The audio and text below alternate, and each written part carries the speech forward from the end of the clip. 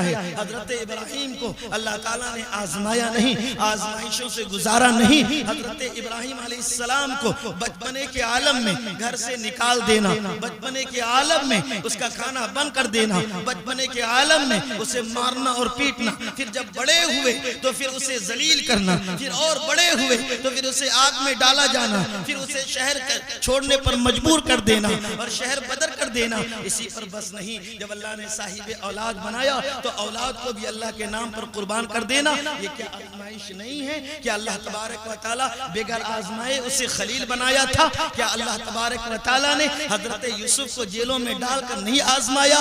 حضرت یعقوب کو حجرے میں قید و بند کر کے نہیں آزمایا؟ حضرت یعقوب کو بیماریوں، حضرت ایوب کو بیماریوں میں ڈال کر نہیں آزمایا؟ حضرت ادریس کو آلہ سے چیڑ کر نہیں آزمایا؟ اللہ تعالیٰ نے جس کو جس قدر محبوبیت عطا کی ہے، جس کو جس قدر اللہ تعالیٰ نے قربت عطا کیا ہے، جس کو جس قدر اللہ تعالیٰ نے محبوبیت دی ہے، اسی قدر آزمایا بھی ہے۔ اب آئیے قرآن کہتا ہے یا ایھا الذین آمنوا استعینوا بالصبر والصلاۃ، اے ایمان والو تم اللہ کی مدد تلاش کرو نماز کے ذریعے سے اور صبر کے ذریعے سے۔ ان اللہ مع الصابرین، بے شک صبر کرنے والوں کے ساتھ اللہ ہے۔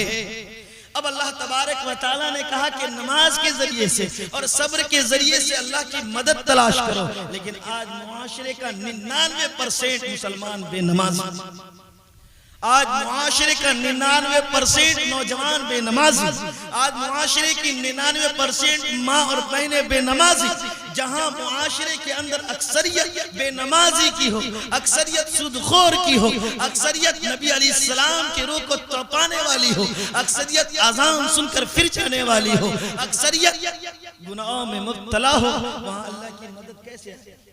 آج یوگی اور مودی کو ہم بدنام کرتے ہیں، حقیقت یہ ہے اللہ تعالیٰ نے قرآن کریم کے اندر فرمایا ظہر الفساد فی البر والبحر بما کسبت ایدی الناس، جو کچھ زمین کے اندر خشکی میں اور تری میں ہو رہا ہے یہ سارا کچھ آپ کے اعمال اور آپ کے ہاتھوں سے کیے ہوئے اعمال کی بدولت ہو رہا ہے۔ یقیناً جب ہم بے نماز ہو گئے، یقیناً جب ہم سود خور ہو گئے، یقیناً جب ہم کلم کلا گناہ کرنے لگے، جب ہم عریانیت کے ناچ ناچنے لگے، جب ہم نواسے رسول کی شہادت کا خوشی منانے لگے، جب نواسے رسول کی شہادت پر ڈھول اور تاشے بجانے لگے تو اللہ ہم سے ناراض ہو گیا، اللہ نے ظالموں کو مسلط کر دیا۔ میرے محترم بزرگوں، آگے اللہ تبارک و تعالیٰ قرآن کریم کے اندر فرماتا ہے وَلَا تَقُولُوا لِمَنْ يُقْتَلُ فِي سَبِيلِ اللَّهِ أَمْوَاتٌ، وہ لوگ جو اللہ کے راستے میں قتل کر دیے گئے، مار دیے گئے، دین کی حفاظت کرتے ہوئے، ایمان کی حفاظت کرتے ہوئے، اپنی جان کی بقا کے لیے، اپنی شریعت کی بقا کے لیے لڑتے رہے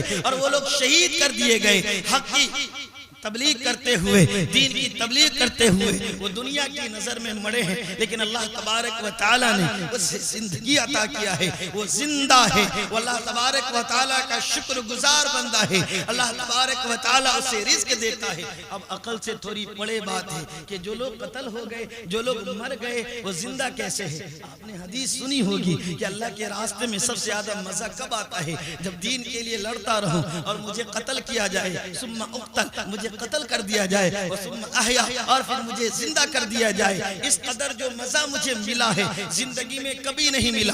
اب اس کو سمجھئے کہ آخر مزہ کیوں ملتا ہے؟ قرآن کریم کی دوسری آیت ہے، اللہ تعالیٰ قرآن میں فرماتا ہے کہ جو لوگ ان الذین قالوا ربنا اللہ ثم استقاموا، اور جو لوگ یہ کہتے ہیں تلوار کے نیزے میں، بندوق کے سامنے، آگ کے دہلیز میں، آگ کے انگارے میں کھڑے ہو کر جو لوگ یہ کہتے ہیں میرا رب اللہ ہے، میرا معبود اللہ ہے، اور پھر اسے قتل کر دیا جاتا ہے، پھر اسے موت کے گھاٹ اتار دیا جاتا ہے، پھر اسے مار دیا جاتا ہے، تو بظاہر وہ مرتا ضرور ہے لیکن اللہ کا ایک انعام اسے ملتا ہے، مرتے وقت تتنزل علیہم الملائکہ، فرشتوں کی ایک جماعت اترتی ہے، فرشتوں کی ایک ٹولی اترتی ہے، اور اس فرشتے کی جماعت اور ٹولی کے پاس ایک ایسا جام شہادت ہوتا ہے، ایک ایسا گھونٹ ہوتا ہے، ایک ایسی شربت ہوتی ہے، ایک ایسا جام ہوتا ہے جسے پینے کے بعد وَلَا تَهِنُوا وَلَا تَحْزَنُوا، اسے کوئی خوف نہیں، اسے کوئی غم نہیں ہوتا۔ تَتَنَزَّلُ عَلَيْهِمُ الْمَلَائِكَةُ أَلَّا تَخَافُوا وَلَا تَحْزَنُوا، جب اسے پلایا جاتا ہے اس کے سارے غم، اس کی ساری پریشانیاں